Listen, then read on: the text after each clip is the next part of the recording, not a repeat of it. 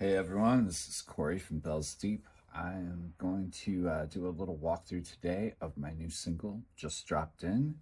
I wanted to just give everyone a little background of what was going on inside the song for people that are interested in such things.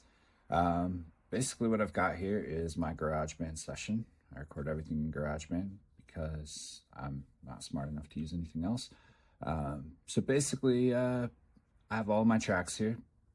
Got some drums, got an electric piano, a couple fuzz guitars, we've got a vocal track, got some background vocals, and a bass, and a couple other things. Just to flesh everything out, I will go through and see if I can get something that makes sense to everyone. So just to play the song, here's what we're dealing with.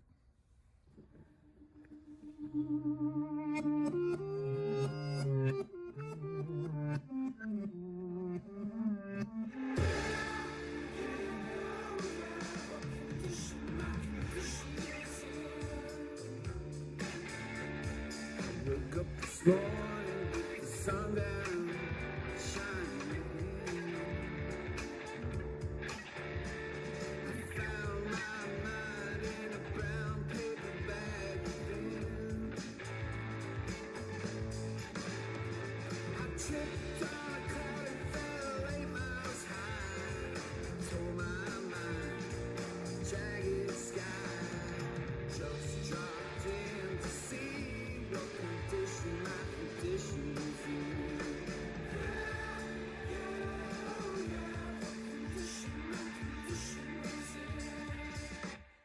Alright, so now that we're familiar with the song, we can go through here and just kind of walk you through what's happening. The first thing that's kind of cool is I've got two guitars here. They were both acoustic guitars, so they played a little minor pentatonic lick, trying to imitate what was going on in the original song. So yeah, so basically we have one guitar pan to the right, sounds like this.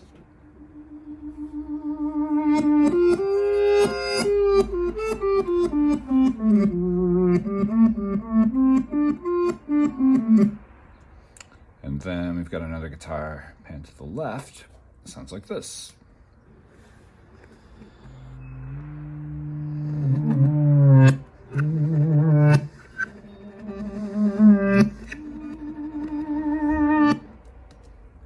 Play them together, get this.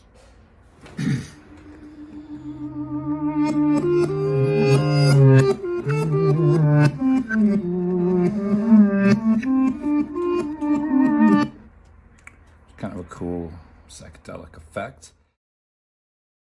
It's not very prominent in the mix, but I'll play it for you just so you can hear it. Here's a little taste of this one.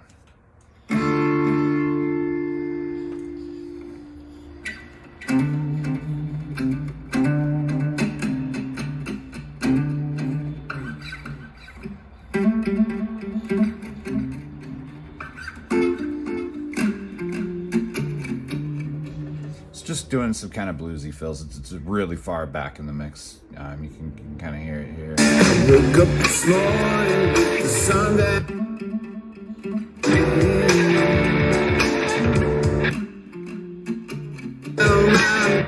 It's kind of sloppy. It's kind of a textural part.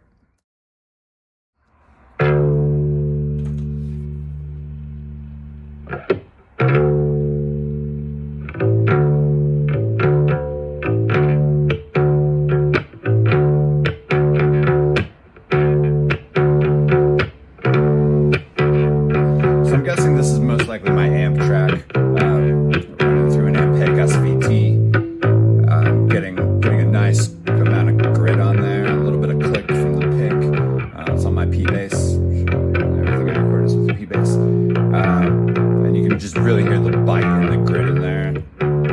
And then what I probably did, I'm guessing, is I like to separate my bass into two different tracks. One, I have a brighter top end that cuts through, especially on small speakers, and then I have another which is more of the low end bass.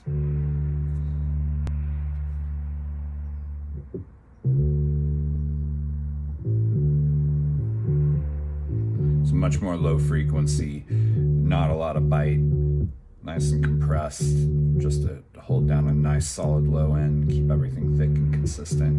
And then when you play them together, you'll hear how it kind of, the top really fills it out. You know, with just the bottom, that's what's going to go to your sub. That's what's going to give it the meatiness in the low end. But this is what's going to cut through.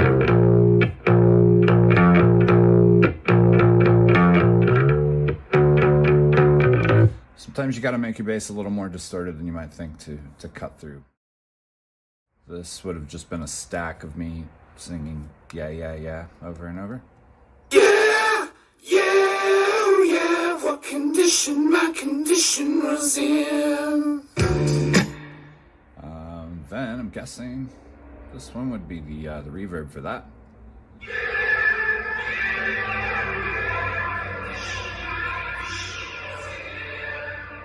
It's also kind of got a flanger on there, so it's got some cool movement, a little bit of a swirly effect.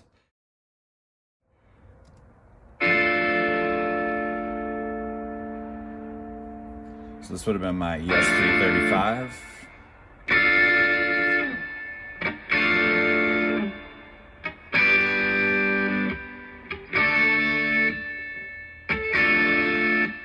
So that guy is panned to the right, and then we've got this guy panned to the left. A little dirtier.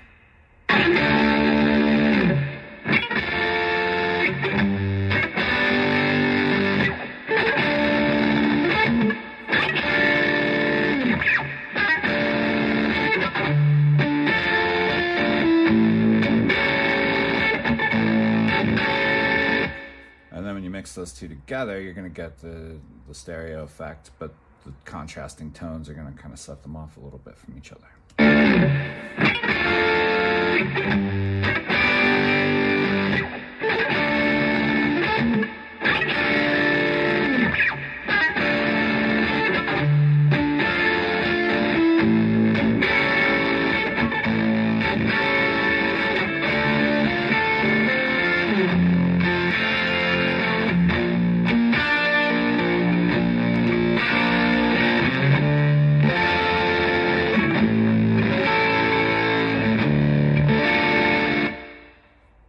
Cool.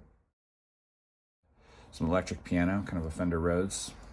Very similar to the guitar part.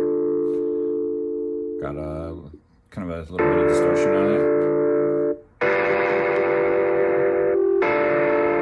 Just a really gritty texture to kind of mix in with the guitar, kind of fatten everything up. But I'm guessing this would have been the wet track. Give it a little. So we're using that. So that's going through a spring reverb. It's going to give it that vintagey, kind of crashy, washed out kind of sound, but works really well together. The drums on this one are separated into 4 different tracks, and I like to do this to kind of have different control over different parts of the drum kit.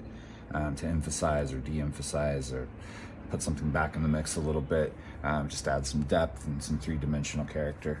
So what I've got here is the dry drum track. So this would have been all the drums combined into what we would call a drum bus, where I just take all the sounds and mix them down into a stereo track, and that sounds like this.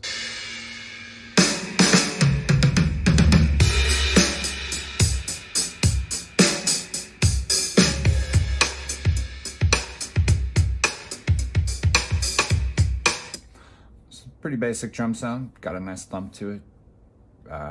Then this track would be what I would refer to as the smash bus, using a Universal Audio 1176, just set to really, really smash the drums down, and by itself, it doesn't really sound all that great.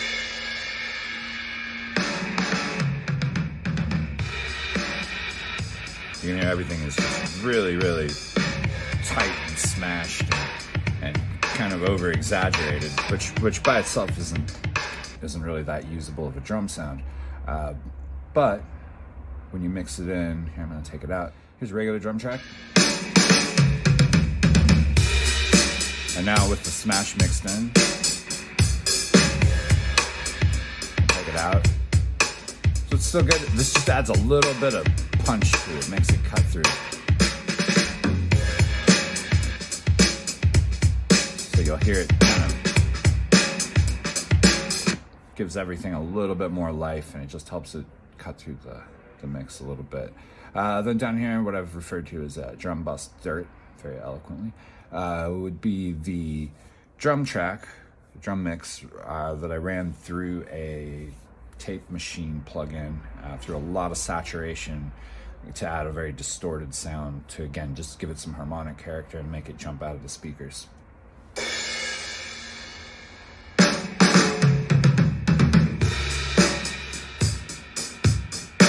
You can hear it's just got a little bit more of a distorted sound. And then when I turn all of these on, you're going to hear them kind of come together.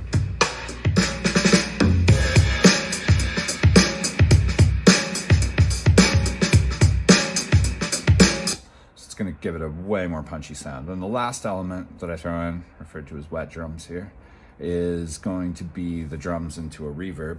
In this case, I believe it was the Universal Audio Capitol Chambers reverb. I was really into that reverb at this point, and it's pretty much all over everything. But yeah, take a listen to this. This is just the drums in the reverb.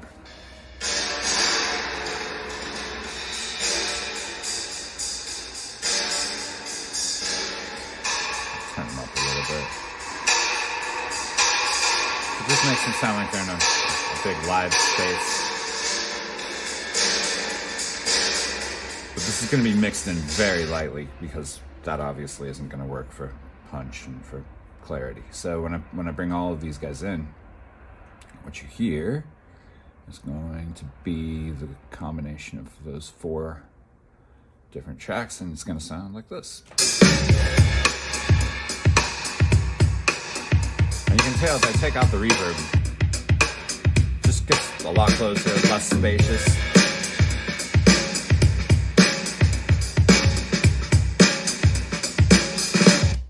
So that's how I make my drum sounds. I woke up this morning with the sun down, shining in. I found my mind in a brown paper bag within. So that definitely has some gain on it. Most likely was the Studer tape machine plug-in, but I did not label that here. But yeah, I'm guessing that's what that was. Then I've got a wet vox, which is most likely Capitol Chamber again.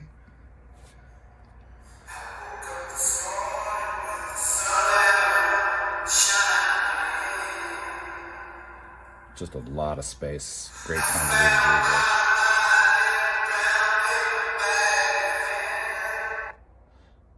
Very spacious kind of sound. And then if I mix those two together, you'll hear how it kind of... I woke up this morning with the sun down, shining in. I found my mind in a brown paper bag within. So with the reverb, just gives it a little more space, a little bit more character. Pretty simple vocal track on this one. You know, not a whole lot of doubling or harmonies or anything. I kept this really simple to pay homage to the original.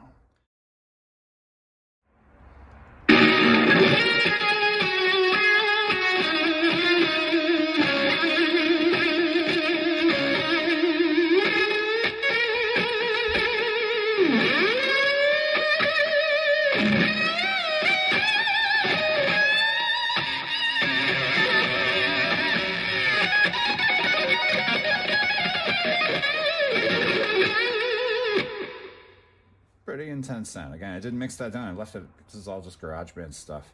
I can show you real quick. I've got using the Candy Fuzz. This thing really mucks things up and makes them really ugly and worked perfectly for this.